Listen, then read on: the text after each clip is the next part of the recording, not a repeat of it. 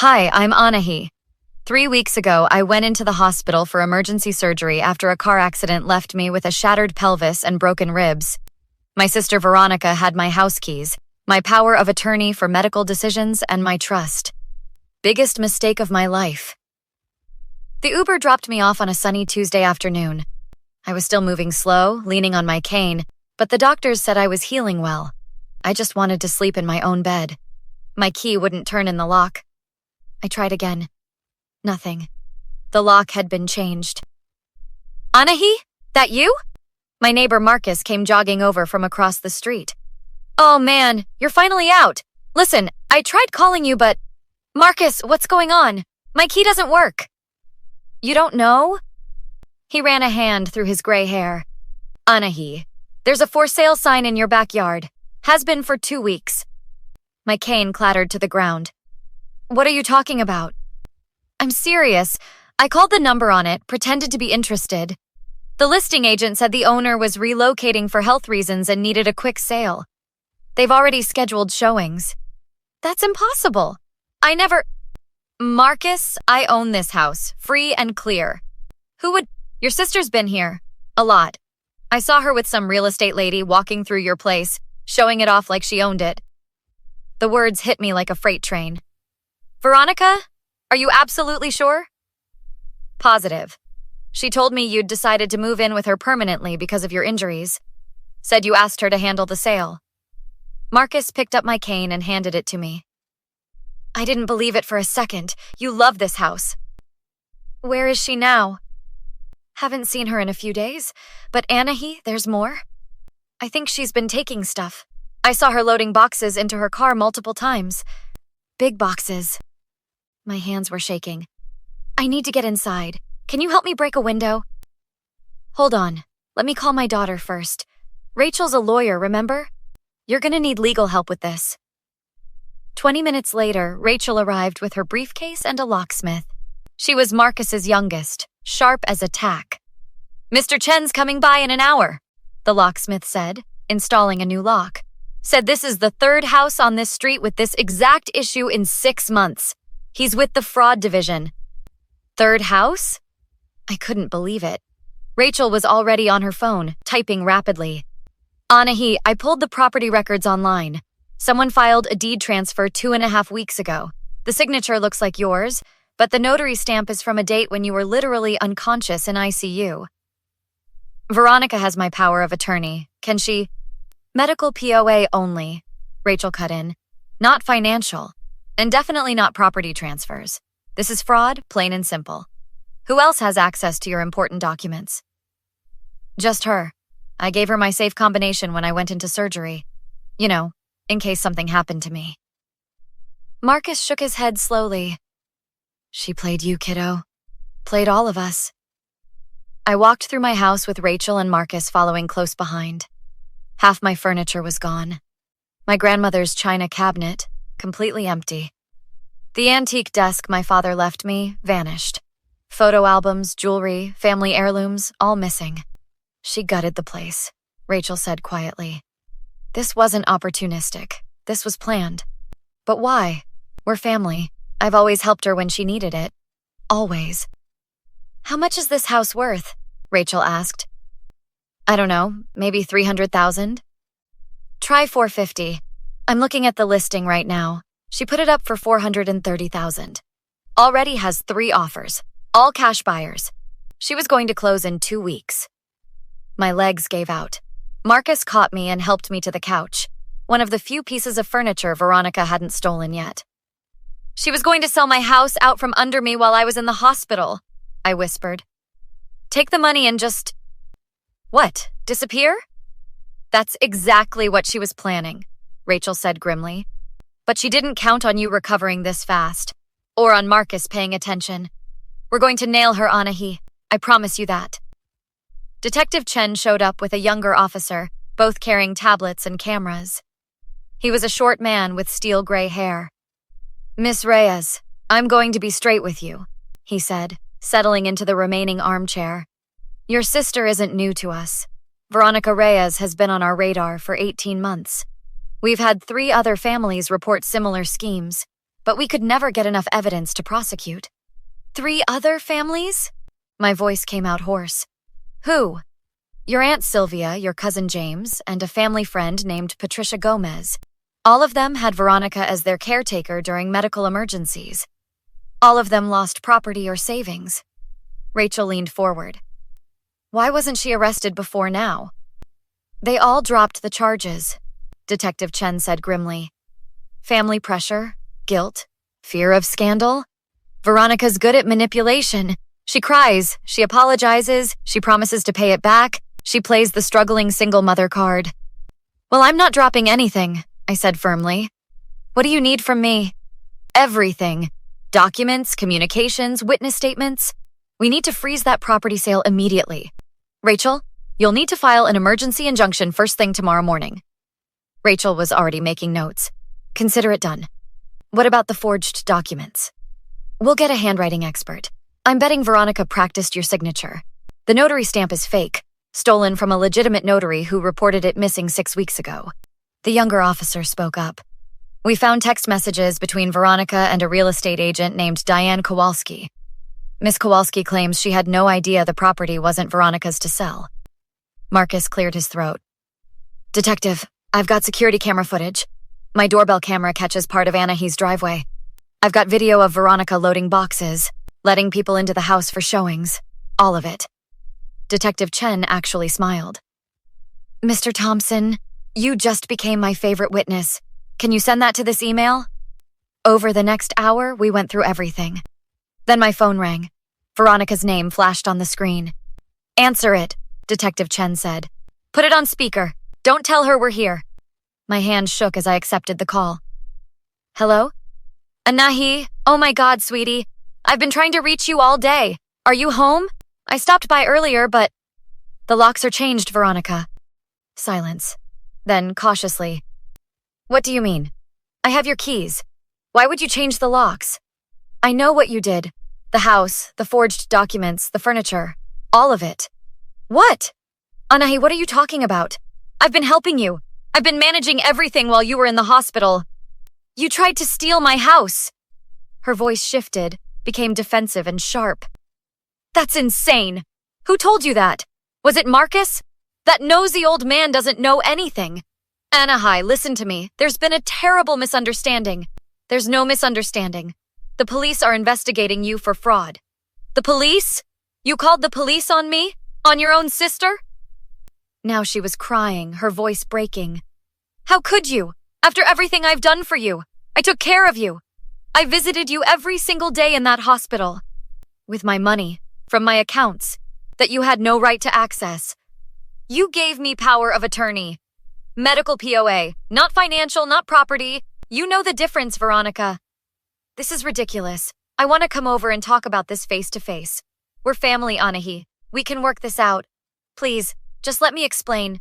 No. What do you mean, no?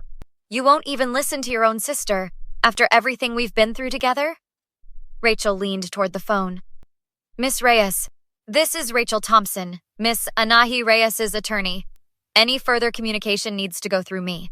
My client is filing criminal charges and a civil lawsuit. Don't contact her again. Veronica's tone turned venomous. Rachel Thompson? Marcus's brat daughter? You're taking legal advice from some small-time neighborhood lawyer instead of trusting your own blood? Anahi, you're making a huge mistake. Huge. When you calm down and realize how crazy you're being, don't come crying to me. She hung up. Detective Chen was grinning. She just threatened you. That's on tape. Beautiful. The injunction hearing happened fast. Rachel had called in favors, and within 3 days, we were in front of Judge Morrison with Veronica and her lawyer, a guy named Derek Paulson. Veronica showed up dressed like she was attending church, all soft colors and pearl earrings, her eyes red from crying. She didn't look at me once. Your Honor, Paulson began. My client has been unfairly accused by her sister during a time of extreme stress and medication-induced confusion. Medication-induced confusion? I couldn't help myself. I was on pain meds, not hallucinogens. Judge Morrison banged her gavel. Miss Reyes, please let your attorney speak. Rachel stood. Your Honor, we have video evidence, forged documents, witness testimony, and a recorded phone call where Miss Veronica Reyes admitted to accessing my client's accounts. This isn't confusion. This is fraud. My client was helping her sister, Paulson protested. She paid bills, maintained the property, acted in good faith. She changed the locks and listed the house for sale. Rachel shot back. That's not helping. That's theft. Judge Morrison reviewed the documents Rachel had submitted. Mr. Paulson, I'm looking at a deed transfer supposedly signed by Miss Anahi Reyes on September 28th. According to hospital records, your client's sister was unconscious in the ICU that entire day. How do you explain that? Paulson fumbled with his papers. There must be a dating error. The notary stamp is stolen, the judge continued, from a notary who reported it missing on September 15th. Did your client find this stamp by accident? Your Honor, if I may, my client was under enormous stress caring for her sister. Don't. Judge Morrison's voice was ice. Don't insult this court's intelligence, Mr. Paulson. Injunction granted. The property sale is frozen. Criminal proceedings will continue. Bailiff, please escort Miss Veronica Reyes into custody. There's a warrant for her arrest on fraud charges. Veronica's head snapped up. What? No! Your Honor, please, I have a son. He needs me. He's only 12 years old. You should have thought about that before committing multiple felonies, the judge said coldly. As the bailiff approached, Veronica turned to me, her face transforming from shock to pure rage. You're really going to do this? Send your own sister to jail? Anahi, please, I'm sorry, I made a mistake. I was desperate. I needed money and I panicked and… You tried to steal my house. I was going to give you half. I swear, I just needed… You're a liar. Please. She was sobbing now, reaching for me. We're family. Mom and Dad would be ashamed of you right now. They raised us better than this. I said I'm sorry. What more do you want from me? I want you to face consequences, I said quietly. For once in your life. Consequences? You're going to ruin my life over a misunderstanding? Over some furniture and paperwork? Is that really worth destroying our relationship forever?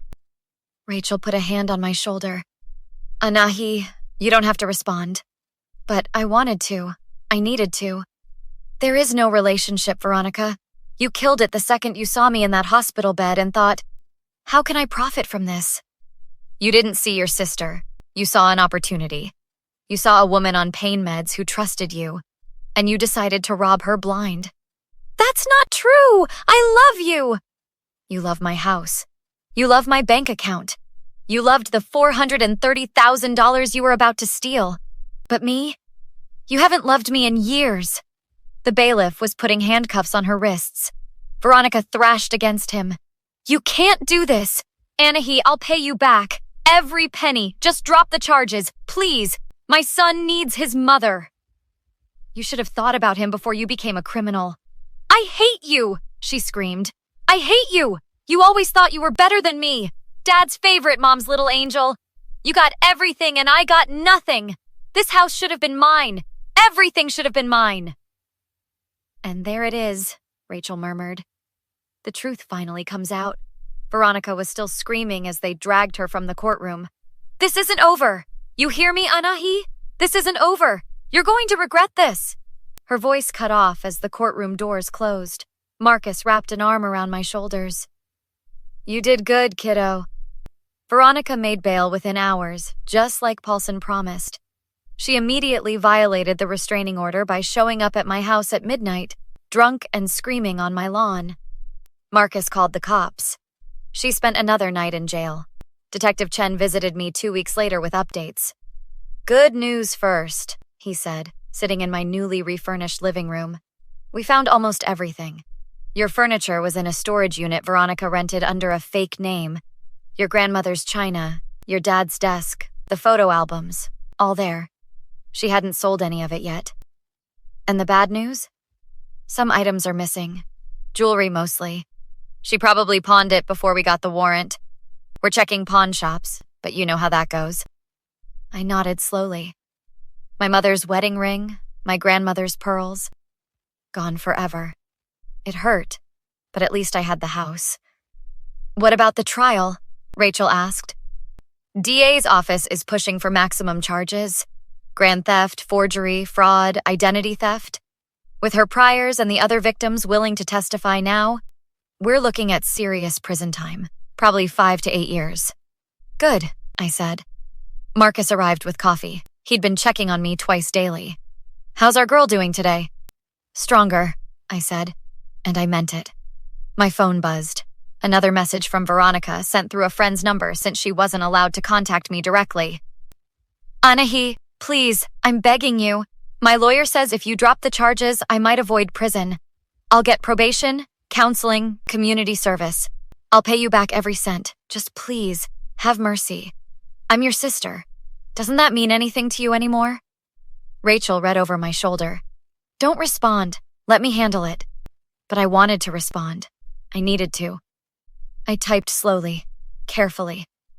You're not my sister anymore. You stopped being my sister when you chose money over family. When you saw me helpless and decided to exploit it. I will never drop these charges. I will testify at your trial. I will make sure everyone knows exactly what you did.